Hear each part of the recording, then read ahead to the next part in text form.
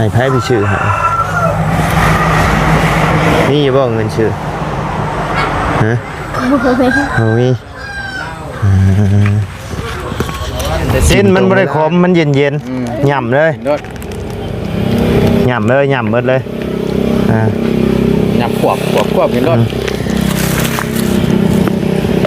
เอาน้ำเอากินน้ำสะอาดเลย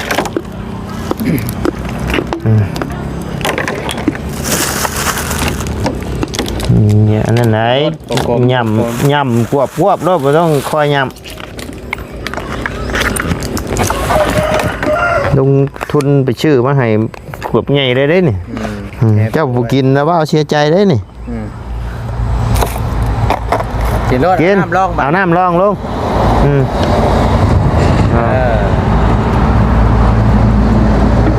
เย็นเนาะกินลงไปละลายน้ำนะกินลงไป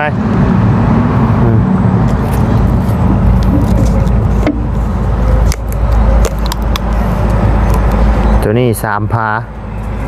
เอาเห็นรถปากกึกรถแหละกึกรถกืนกึกรถมาเอามาอีกพ่อ3 พาอันยังเดือดจับมันเด้ออีกอ้าวฮึบอีกอ้าวเบิ่งคือสิเจ็บแห้งอยู่หรอกพี่น้องเอ้ยผู้หน้าตอนนั้นเป็นบอกว่าเป็นอะไรคนเอาก็สิเป็นหยังคนเจ็บเด้โอเค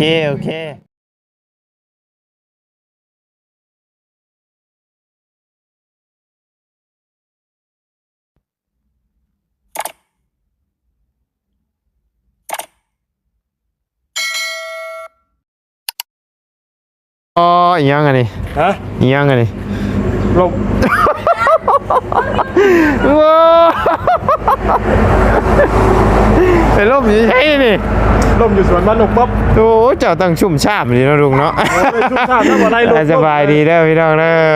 อโดยโอ้รถล้มแม่มันเป็นนี่เป็นเมืองนะเส้นนี้นี่เป็นแบบนี้แหละไปขี่ลงไปรถมันล่มแบบว่าให้สู้เหมือนเสียงเลยขี่ไปค่อยๆแบบมันปึ๊ดอย่าเลยบอกว่าการตอนไปชวนนี่ทางอะไรนี่คันล่มเขาไปส่งกันนั้นเด็กส่งน้ำโอ้ยเจ็บขาบ่พวกพี่น้องเลยใจโตนแล้วเนาะพวกพี่น้องเลยมันเป็นง่ายๆเลยจีดีเยอะเมืองนี้จีดีเจ้าอีโตนเล่าอยู่บ่อีโตนละหัวไหมอีโตนนะ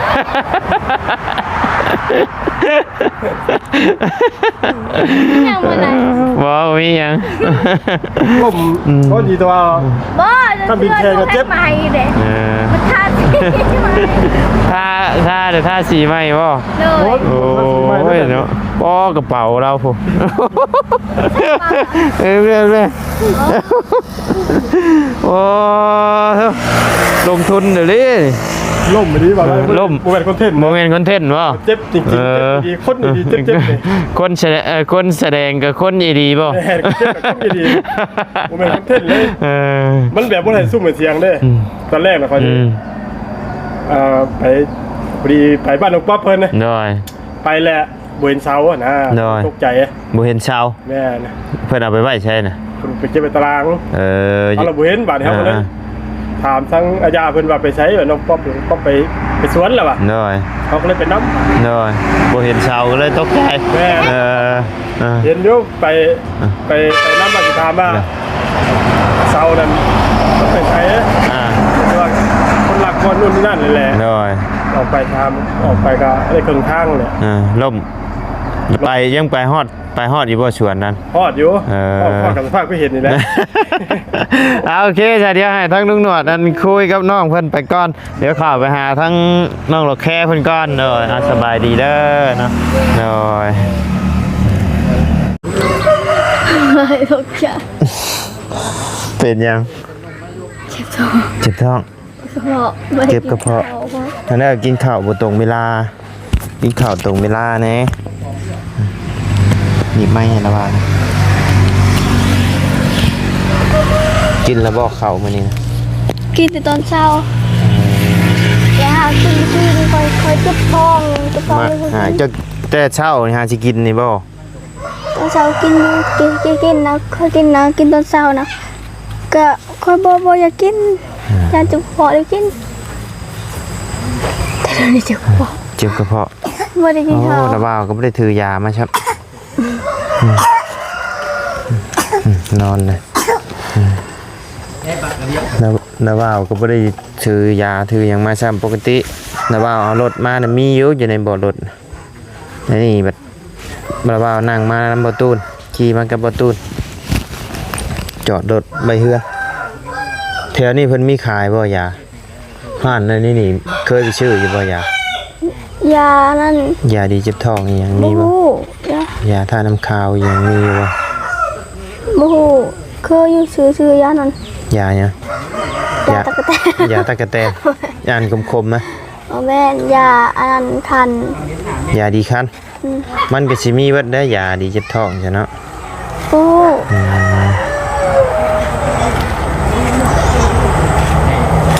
ให้ไผไปชื่อหานี่อย่าบอกเงินชื่อฮะโอ้ยกินตรงเวลานะกินข้าวนะบ่อยากก็อดเอาแล้วอาการหนักแล้วพี่น้องเพราะว่า บ่ได้ ลุกบ่ได้ บ่เพิ่งให้ลูกบ่ได้เพิ่งให้ลูกบ่ได้ อาการ ให้ หนัก ยื เล น ย บน เบิ่งอาการเพิ่นแต่มื้อเช้านี่แล้วพี่น้องที่บ่ไล่ถามเป็นหยังบ่นะที่แท้เจ็บท้องเมื่อยเนาะแล้วละว่าถามอยู่เป็นหยังบ่บอกฉันละว่ากลับเมื่อละว่าก็ชื่อมาให้แต่ยา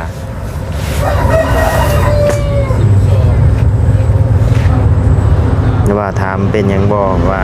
ง่วงนอนเจ็บท้องก็บอกว่า สวัสดีเด้อ สบายดีเจ็บท้องก็บอกว่าเจ็บท้องมีตัวเหียง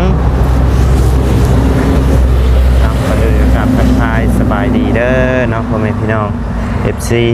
เบิร์ดจะขู่สู่คนเนาะบ่ว่าอยู่ในและต่างประเทศ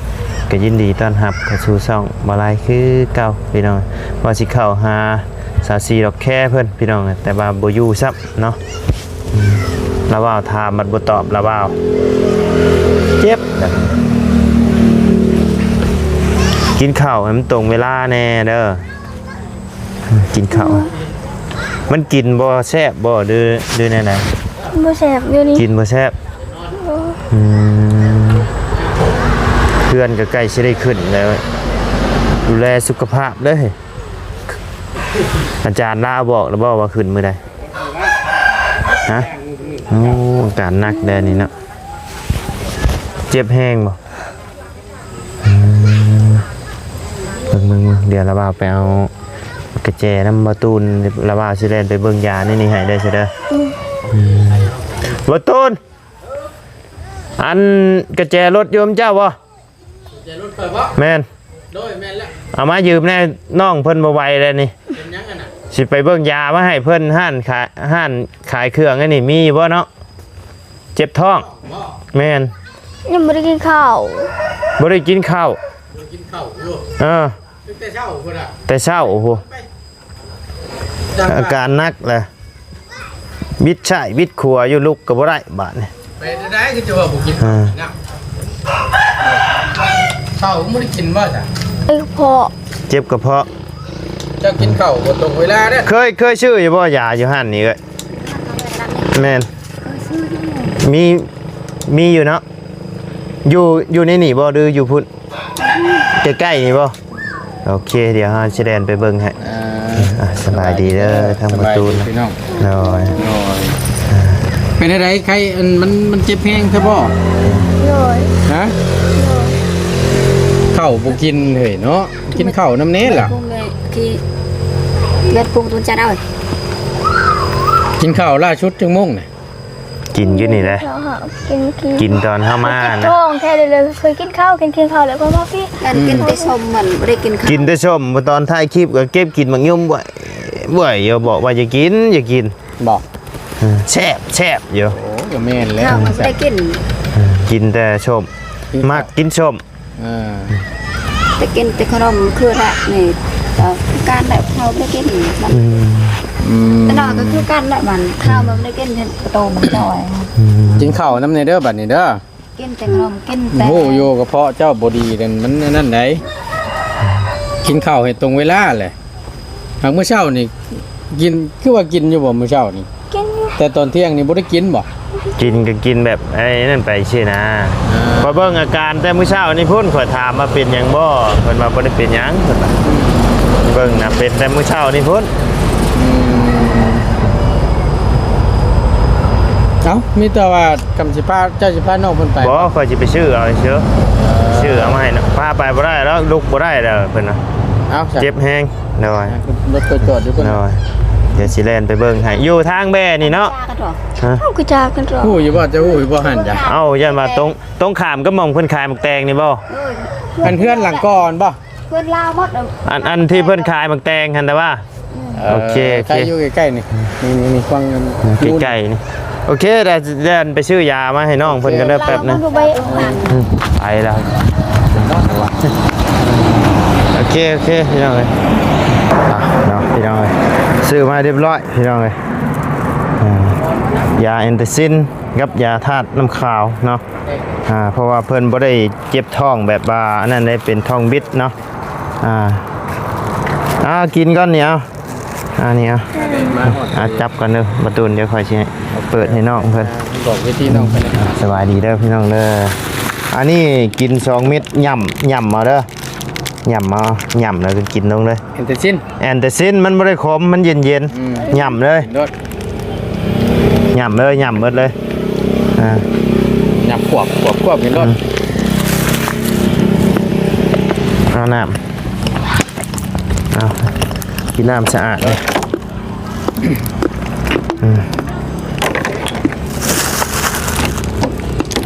เนี่ยอันนั้นไหนย่ำกวบรอบไม่ต้องคอยย่ำลงทุนไปชื่อมาให้ขวบใหญ่ได้นี่เจ้าผู้กินนะว่าเสียใจได้นี่ กินรถ กิน น้ำร่อง เอาน้ำร่องลง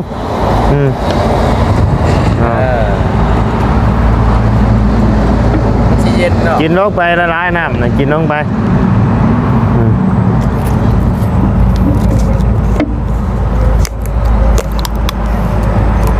ตัวนี้3 พาเอา เห็นรถปากกึกรถแหละ กึกรถกลืนกึกรถ เยอะ มาเอามาอีก พ่อ 3 พา อันยังเดือดจับมันเด้อ อีก อ้าว ฮึบ อึ๊บเอาอีกอ้าว อีกน้ำรองลงบัน น้ำลองลงโอเคนั่น มือจนสั่นข่อยก็จี๊ดคือการใส่ก่อนข่อยก็ นะไหม ข่อยนี่รุ่นแบบเต็มพุงแก้มมาแล้วข่อย บอกว่าได้ผ่า จังจิอยู่ บอกว่าผ่าเจ้านะ ฟ้า คันมานั่นแหละเจ้าแบบบิดบ่ได้แบบว่าไอ้เจ็บท้องทายนักบ่แบบมันบิดมันจุกซื่อๆบ่ มันเจ็บแห้ง แต่ว่าเจ้าบ่ได้แบบว่าจะเข้าห้องน้ำอีหยังบ่มีแต่มันบิดซื่อๆเนาะกินตัวนี้ไปก่อนเพราะว่านี่มันเกี่ยวกับกระเพาะแก้กับกระเพาะได้เนาะมันเป็นเย็นยาแอนเดอร์ซินนี่พี่น้องเอ้ยเอาก่อนค่อยกะจิ้วๆอยู่ อมหนึ่งเนี่ยกลัวฮัดชามผ่าก ลัวแล้ว อมเนี่ย เก็บไปกินเด้อนี่เด้อกินได้บ่แม่นว่าให้เก็บไว้ได้เด้อ บัดย่ำเป็นนั่นแหละย่ำเป็นย่ำเจ็บแล้วก็กิน ยามเจ็บกิน100,000ผู้ใดนี่ มันนี่นะ มันแพงนำตัวนี้แหละนี่ตัวนี้มันบ่ปานใดหรอกแอนเทซินประมาณแพงละ10หรือ20เนี่ยตัวนี้หนักอยู่ตัวนี้ ตัวนั้นเป็นน้ำยาต้านข่าวบ่เกี่ยวกับ ใครเนี่ยนะบ่เย็นนะบ่ในท้อง มันเจ็บ ยัง มี เจ็ แต่ บ นอนพักผ่อนนั่นแหละ มีแต่นอนเอามานอนอยู่นี่มันจังเย็นขึ้นเอาหมอนมาให้ลูกชาวแน่นอนอยู่นี่แล้วนอนอยู่นี่แล้วมันนอนอยู่เฮือน เป็นนอนในเทิงโบ มันฮ้อนเลยล่ะอยู่นี่แล้วนอนอยู่น้ำน่องนี่นอนเป็นหมู่น้องมันฮ้อนมึงเนี่ยควันไฟกลุ่มอยู่ ได้แต่เจ้าได้แต่เจ้า แล้วแต่เจ้า อยากนอน เอานี่กินได้เจ็บมันบ่เท่าก็กินเด้อกินแล้วมันเว้นยังดอกยานี่เนาะกินได้ตลอดอยู่แล้วยาทาน้ำขาวอะไรอวยปากลงมัน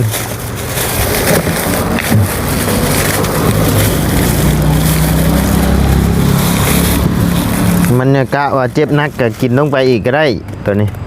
อมบางอย่างยกวะเด้อเอาเก็บไปเด้อเก็บไปกินไปจะไปนอน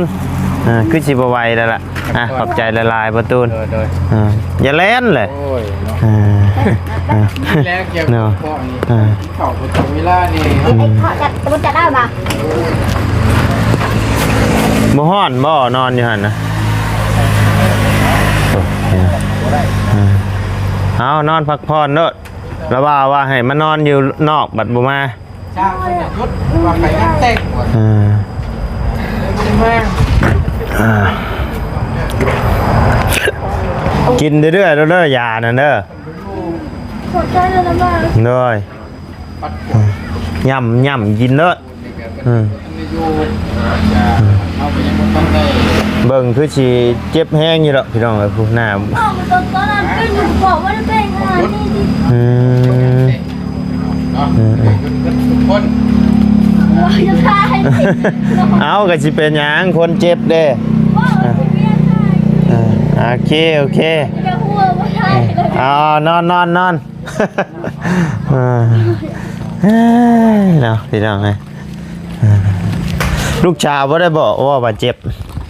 บ่บอกครับ ตอนเรากินข้าวเราเจ็บแต่เราไม่ได้บอกนี่ เพิ่นบ่ค่อยบอกหรอกพี่น้องแต่ว่าไล่ถามมื้อเช้านี้จะเป็นหยังบ่เบิ่งคือทรงสิไม่เมื่อยบ่เพิ่นว่าง่วงนอนเพิ่นน่ะเพิ่นบ่บอกเบิ่งอาการเพิ่นน่ะหน้าซีดแต่เช้านี่พุ่นเวลาเฮาเว้านำแหละเพิ่นอยากนั่งเพิ่นเมื่อยตลอดนะเจ็บท้องพี่น้องนี่แต่พยายาม เจ็บแห้งกามันไม่ได้หายแต่มันย่านเขาหายแต่เขาไม่ได้หายมันแต่ ย่านแบบย่านบอกเพิ่นน่ะย่านเพิ่นให้บ่ ด้วยแต่เขาไม่ได้หายแต่ใจมันตอนแขนมันหักกับมันบ่หายมันผิดคืนกกใหม่มันบ่ได้หายตกแต่เฮือนกับมันบ่ได้หายแต่เห็น แบบ เขา คัน มันตายคืน คันบอกไอ้ย่านพ่อแม่ให้ แม่นแต่มันบ่ได้หาย มีแต่พยายามให้เพิ่นกินเรื่อยๆนะยาเพราะว่ายามันเฮาบ่ได้ซื้อตัวอันนั่นเด้เฮาบ่ได้ซื้อตัวที่มันแบบว่าอันนั้นเอาตัวดีกระเพาะปัวกระเพาะอหยังมาซื่อขึ้นไปเจาะเบิ่งเพิ่นเรื่อยนี่เด้อเบิ่งคือสิเจ็บแฮงอยู่ขึ้นไปถามเพิ่นแหน่ให้เพิ่นพักผ่อนนอนก่อนพี่น้องเจ็บท้อง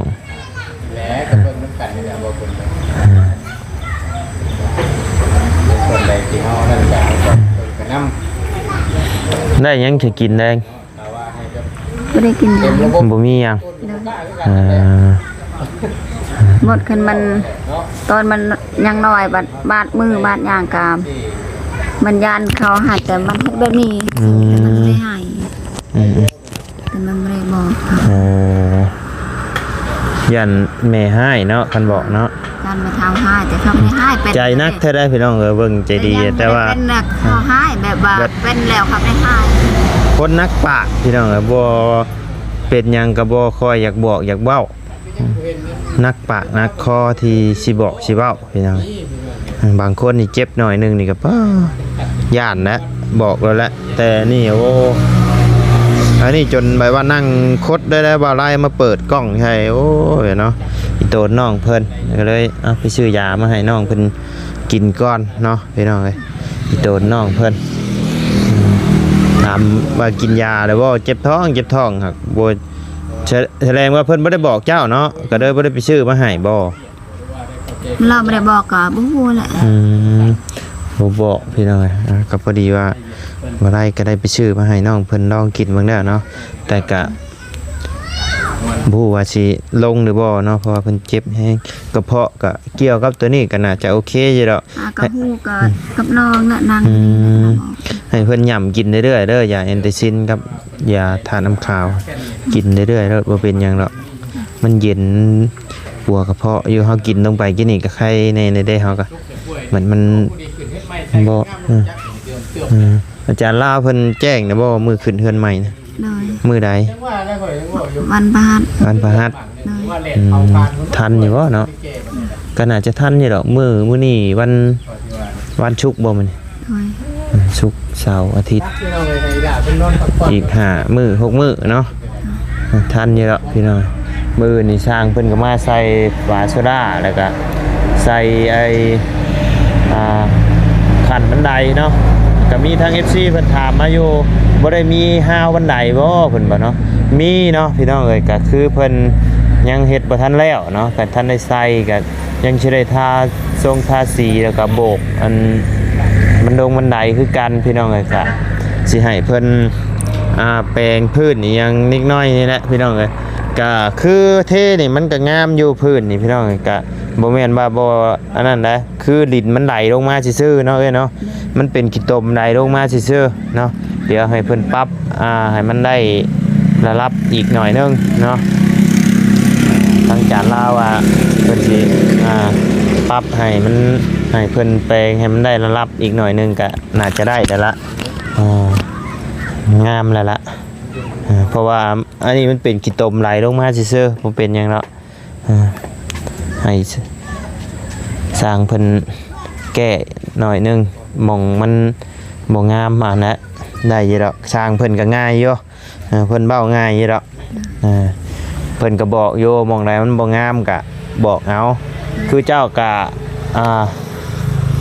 คันบ่จำเป็นก็บ่อยากให้ไปใส่หั่นแหละช่วงนี้อยู่เบิ่งนำมองใดมันบ่งามเจ้าก็ถามเพิ่นนั่นนี่นะเด้อถามเอาบางเทื่อจุเฮาอาจจะบ่ได้มาตอนที่เพิ่นเฮ็ดหั่นนะเด้อหม่องนี่เอาซ้ำนี่บ่คันเพิ่นว่าเอาซ้ำนี่โอ้มันคือบ่คักปานใดก็เว้าเอาเด้อเดี๋ยวว่าบ่กล้าบอกก็บอกทางทีมงานก็ได้เด้อคันแบบว่ามันเด็กๆน้อยๆเฮาก็อย่ามันหั่นนะคันแบบว่ามันนั่นเบิ่งบ่งามหูงามตาลายก็เอาให้เพิ่นแปลงให้แต่ว่าสร้างแหล่เพิ่นก็ได้อยู่ดอกพี่น้องเอ้ยเพราะว่าเคยร่วมงานกับเพิ่นมาก็หลายงานอยู่เนาะก็คือทั้งไอ้สร้างเพิ่นก็บอกอยู่เนาะบอกทางทีมงานงานเกี่ยวกับปูนนี่เพิ่นก็บ่ถนัดปานใดเนาะคันงานไม้นี่เพิ่นก็ถือว่าโอเคพี่น้องเอ้ยเพิ่นก็บอกความจริงนะบ่แม่นเพิ่นบ่เว้านะเพิ่นก็บอกอยู่งานปูนนี่งานเกี่ยวงานปูนนี่ก็พอได้แต่ก็บ่เก่งเพิ่นน่ะได้อยู่แต่ว่าคันงานไม้นี่ถือว่าแนบเนียนโอเคดีพี่น้องเอ้ยงามผ่านเนาะอันสร้างเพิ่นก็ถามยามใดเพิ่นก็งานปูนนี่ก็พอทูๆไทยๆไปไล่เพิ่นว่าเนาะบ่ถึงกับขัดบ่เก่ง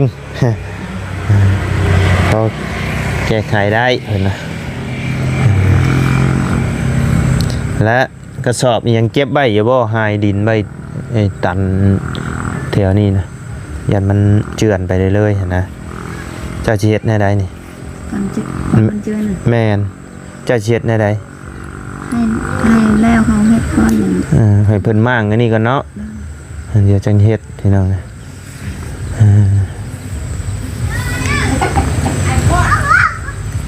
แล้วเขาเฮ็ดก็ล้างหมดพาน้อย